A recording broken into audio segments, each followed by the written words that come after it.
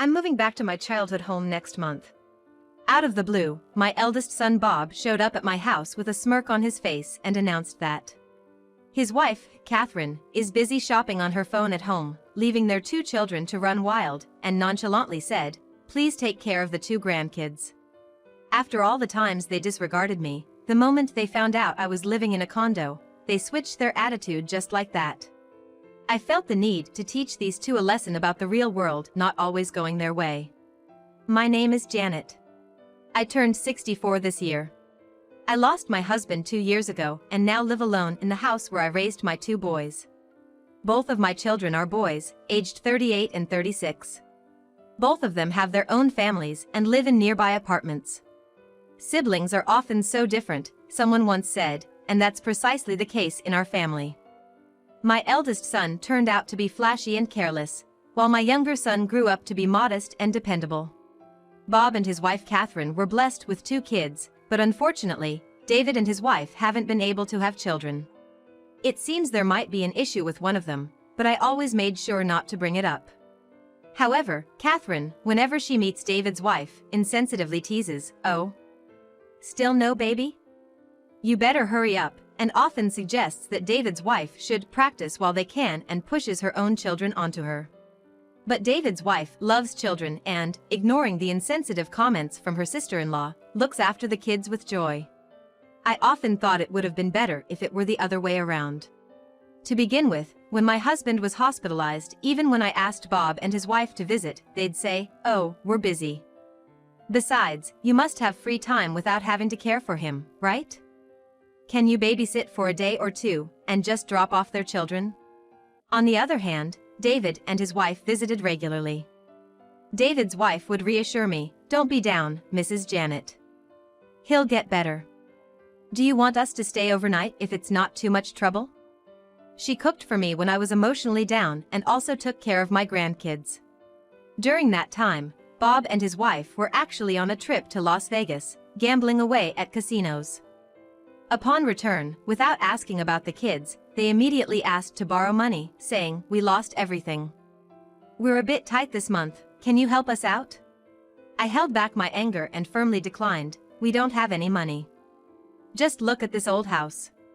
Catherine looked around my 60-year-old house and laughed, "Right, I mean, who still has turned faucets nowadays?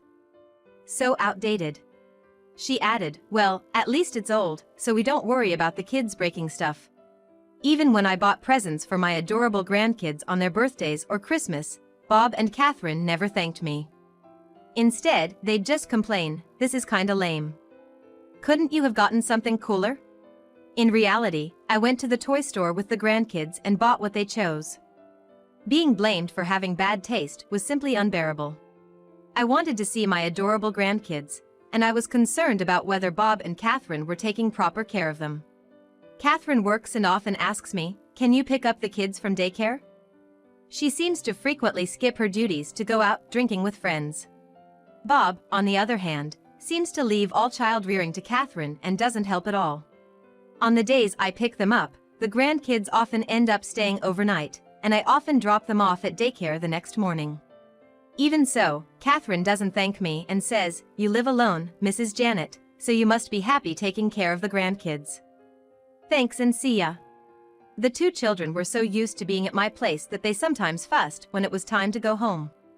Of course, spending time with my grandkids was a joy, but considering Bob and Catherine's attitude towards parenting, I couldn't help but worry. The final straw between me and Bob's family was when I had to be admitted for some medical tests due to prolonged fatigue. Bob and Catherine called, which was rare. Apparently, my grandkid was worried and wanted to hear my voice. "Grandma, are you in the hospital?" "Does it hurt?" came the lisping voice of my grandchild, and I couldn't help but smile. "It's okay. They're just checking me out. Thank you. Come back soon. I'm being a good boy." After my grandson's voice faded away, I waited a moment, and it seemed they had left the phone off the hook because I began to hear Bob and Catherine's conversation. "Really, I can't deal with taking care of the elderly. David can handle that, right? He doesn't have kids and surely has some extra money, doesn't he?" "Well, yeah, that's probably for the best. Mom doesn't have much money anyway." Honestly, what's the use of an old person without money? Just a burden, right? They must have thought they hung up the phone, as I could clearly hear their candid remarks. I mean, how can she even live in that old shack? If it were me, I'd have left a long time ago. Mom has always been frugal, never even bought decent clothes. It was embarrassing growing up.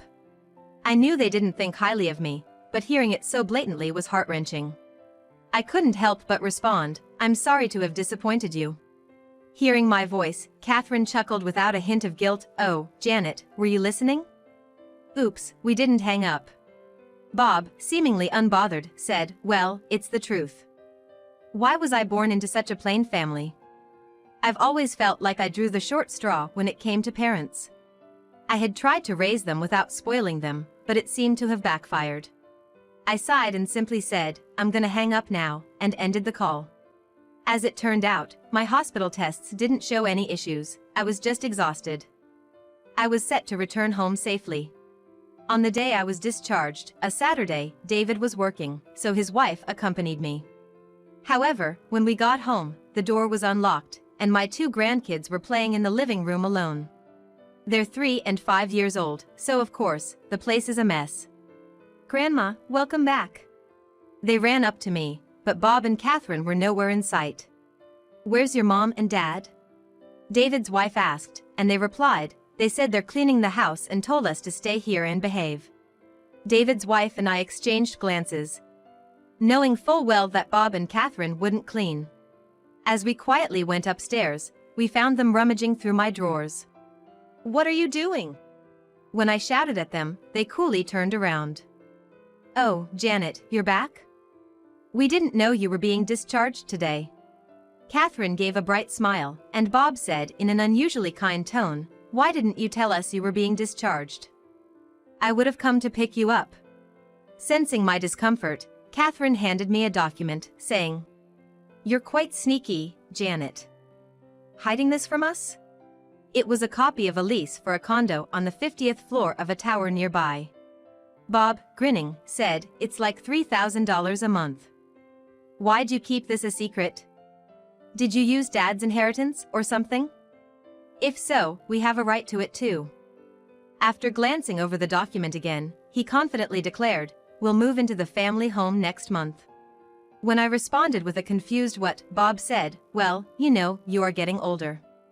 You were hospitalized this time too. Living alone's a concern, you've been saying it for a while now, right?" He then looked to Catherine for agreement, and she chimed in, "Exactly. This house is old, and if anything happened, it'd be a mess," making a concerned face. It seemed like they both had completely forgotten about a phone call from a few days ago. How forgetful can they be? And why were they looking for a house behind my back in the first place? Seeing our disbelief, Catherine winked and cheekily said, "Do take care of the grandkids, will you?" The usually quiet daughter-in-law finally lost her temper. "Hold on. What's going on? You're just gonna barge into the condo that my mother-in-law rented? That's way out of line. What were you even thinking?" But Bob and his wife didn't even flinch. "I mean, it's kind of funny thinking of Mom living in a fancy condo, right? She'd stand out like a sore thumb. If we live with her, it'll look better, don't you think?" Catherine added, "You wouldn't understand if you don't have kids. Moms like me want to raise our children in a decent place. I'm saying this for the kids. Surely, you'd agree that every day would be more fun with the grandkids around," she said, attacking David's wife, who didn't have children. "You people," David's wife exclaimed, biting her lip in frustration, readying to say something more. However, I stopped her with a hand gesture. "It's all right, thank you. Can I handle this?" I then confronted Bob and his wife. "Next month works for you?" I asked. "I'll be ready." David's wife looked at me in surprise. But after catching a significant glance from me, she seemed to understand and kept quiet. Unaware of our silent exchange, Bob and his wife cheerfully said, "All right, we've decided. Let's get ready for the move. We want furniture that's fitting for a luxury apartment. Should we head to a high-end furniture store now?" "That sounds great. Oh, and Janet, Please take care of the kids for us, they joyfully said and left. Seeing the worried look on Bob's wife's face, I winked at her, imitating Catherine, and told her about my upcoming plan. A plan to teach them that not everything goes as one expects. The next month arrived, and Bob and his wife eagerly informed me about their moving day. We're gonna live in that sunny room.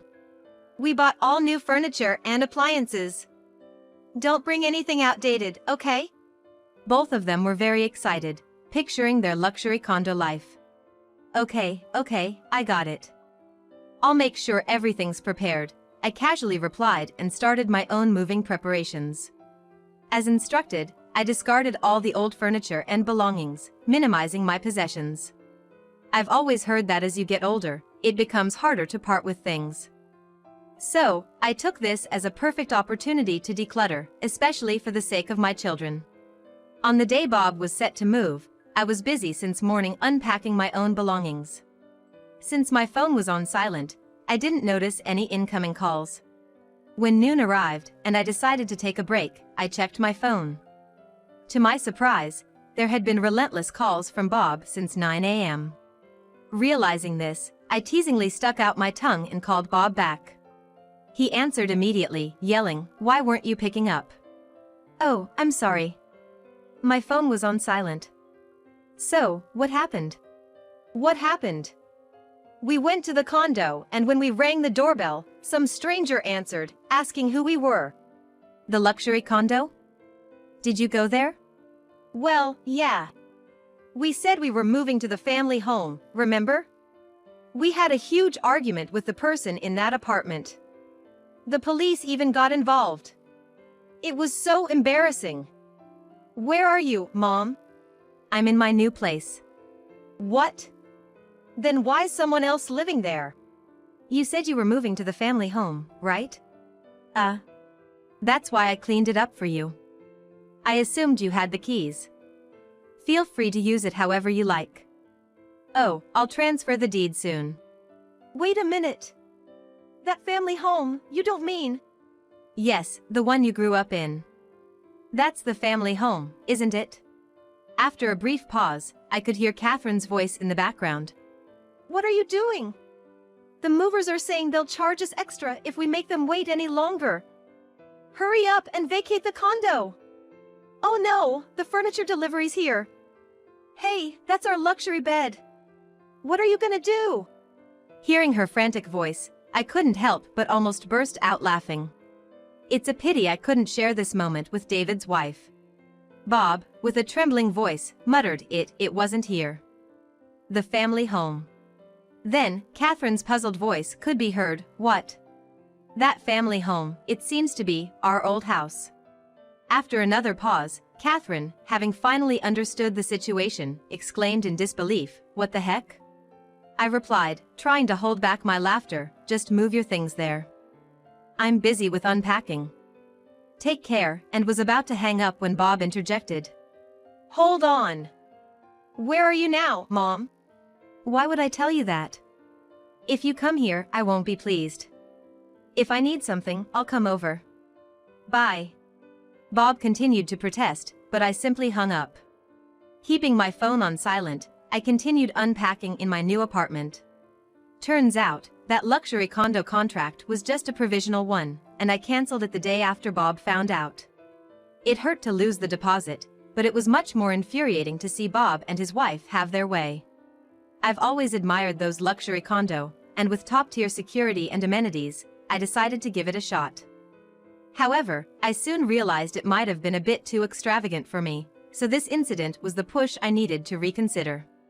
Now, I'm living in a one-bedroom apartment with assisted living features. It even has a gym, and with 24/7 concierge service, it's perfect for me living alone. Bob and his wife thought I was broke, but in reality, I'd been studying and investing while being a homemaker and had managed to earn enough for both my children's education. After my husband passed away, a hefty life insurance payout and inheritance came through. Investing half of that sum turned out to be quite profitable. I had decided to take a leap of faith and try something adventurous, but I guess God always has a plan. Living in that luxury condo, I must have gotten a bit too carried away. Anyway, I thought it all turned out for the best and filled David's wife in on everything that happened today.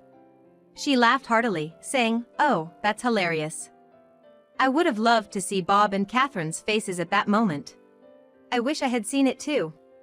We both burst out laughing. Then, David's wife curiously mentioned, "But it's odd, isn't it? Bob and Catherine don't work for any big-name companies, yet they act so posh. How can they afford such a lifestyle?" Indeed, while David and his wife both work for reputable companies, Bob works for some no-name firm. And Catherine? She's been in and out of jobs from some temp agency. Despite all this, they were always buying designer brands. I always wondered where they got the money from. Later on, it turned out they were drowning in debt. They had likely been searching my house, hoping I had some hidden assets. They're just plain gold diggers. In the end, having no place else to go, they reluctantly moved into the old family home they once mocked, filling it with mismatched luxury furniture and electronics. When I tried to discuss changing the deed through my attorney, Bob proposed, "Since I can't afford the property taxes, could you possibly rent it to me? Maybe for about $200 a month?" It's ironic. He was aiming to live in a $3,000 a month luxury apartment, yet now he's haggling over $200. Reluctantly, I proposed $700, and they grudgingly agreed. Even at that rate, it's a steal for that area. Neighbors say they often hear the two of them getting drunk and arguing loudly. I was concerned about their two kids, but David's wife occasionally checked on them and updated me, saying, "They seem okay for now," but they mentioned they miss their grandma and looked sad. I had been considering visiting them soon, but before I could, Catherine disappeared, apparently running off with another man. Bob was left devastated and became distrustful of women. His once confident demeanor faded. There were rumors that Catherine, heavily made up, was spotted hanging on to men in the city's nightlife scene, but nothing's been confirmed. After Catherine left, David's wife, Bob, and I discussed the kids' future. Bob admitted he couldn't raise them on his own. Indeed, without someone to maintain the house, it was in utter chaos. David and his wife kindly offered to adopt the kids. The process went smoothly, and they're now David's children. Since Bob hadn't finalized his divorce from Catherine and she hadn't been officially missing for 7 years, he couldn't remarry. Moreover, the debt collectors are more aggressive than ever. He's now silently working his day job and takes a night shift at a convenience store to make ends meet. It seems he pawned most of his luxury items. The confident man I once knew looked like a shadow of his former self. Whenever I'd bring him some food, he'd sometimes tear up as he ate. It appears he's finally started to understand human emotions. When David's wife visits with the kids, he'd gratefully say, "They're growing up so well. Thank you." I still hold out hope that someday, he'll find someone kind and understanding. But maybe I'm just being a hopelessly optimistic mom.